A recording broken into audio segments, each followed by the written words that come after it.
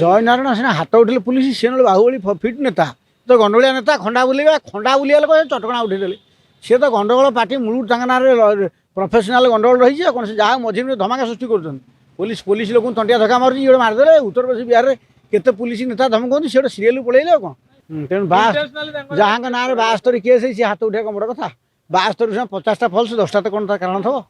ଆମେ ଯିଏ ଯେଉଁ ଢାଞ୍ଚାରେ ତିରିଶ ସେ ଆଗେଇବ ଆମେ କହିଲେ ହେଇଯିବ କି। ସିଏ ଗୋଟେ ବିରୋଧୀ ଦଳ ନେତା ଥିଲେ, ବହୁତ ଥର ଏମ୍ଏଲ୍ଏ ହେଇଛନ୍ତି, ରାଜସ୍ୱ ଥିଲେ, ଟ୍ରାନ୍ସପୋର୍ଟ ମନ୍ତ୍ରୀ ଥିଲେ। ତେଣୁ ଆମେ କ'ଣ ତାଙ୍କୁ ସେ ତ ଭଲ କହୁଛନ୍ତି ଆଉ କି ଟାଣ କହୁଞ୍ଚେଇଲେ ଜଣେ କମ୍ପମାନ କରୁଛନ୍ତି।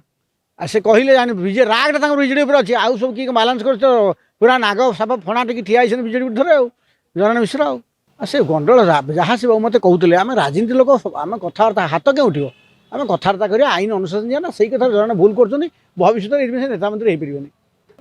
ଜୟ ନାରାୟଣ ସିନା ହାତ ଉଠିଲେ ପୁଲିସ ସେ ନହେଲେ ବାହୁବଳି ଫିଟ୍ ନେତା ତ ଗଣ୍ଡଗୋଳିଆ ନେତା ଖଣ୍ଡା ବୁଲିବା ଲୋକ ଚଟକଣା ଉଠେଇଦେଲେ। ସିଏ ତ ଗଣ୍ଡଗୋଳ ପାର୍ଟି ମୂଳରୁ ତାଙ୍କ ନାଁରେ ପ୍ରଫେସନାଲ ଗଣ୍ଡଗୋଳ ରହିଛି ଆଉ କ'ଣ ସେ ଯାହା ମଝିରେ ଧମାକା ସୃଷ୍ଟି କରୁଛନ୍ତି।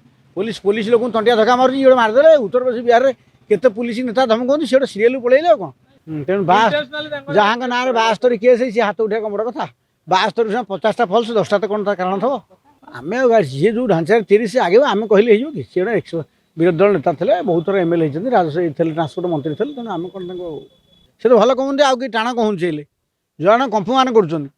ଆଉ ସେ କହିଲେ ରାଗଟା ତାଙ୍କର ବିଜେଡ଼ି ଉପରେ ଅଛି। ଆଉ ସବୁ କିଏ ବାଲାନ୍ସ କରୁଛି ତ ପୁରା ନାଗ ସାପ ଫଣା ଟିକେ ଠିଆ ହେଇଛନ୍ତି ବିଜେଡ଼ି ବିରୁଦ୍ଧରେ ଆଉ ଜଣେ ମିଶ୍ର ଆଉ ସେ ଗଣ୍ଡଗୋଳ ଯାହା ସେ ମୋତେ କହୁଥିଲେ। ଆମେ ରାଜନୀତି ଲୋକ ଆମେ କଥାବାର୍ତ୍ତା ହାତ କେଉଁ ଉଠିବ ଆମେ କଥାବାର୍ତ୍ତା କରିବା ଆଇନ ଅନୁଶାସନ ଯିବା ନା। ସେଇ କଥା ଜଣେ ଭୁଲ କରୁଛନ୍ତି ଭବିଷ୍ୟତରେ ଏଇଥିପାଇଁ ସେ ନେତା ମନ୍ତ୍ରୀ ହେଇପାରିବନି। जदि आपंक आम भिडी भल लगा तेब आम चैनल को लाइक शेयर और सब्सक्राइब करने को जमा भी भूलु नहीं।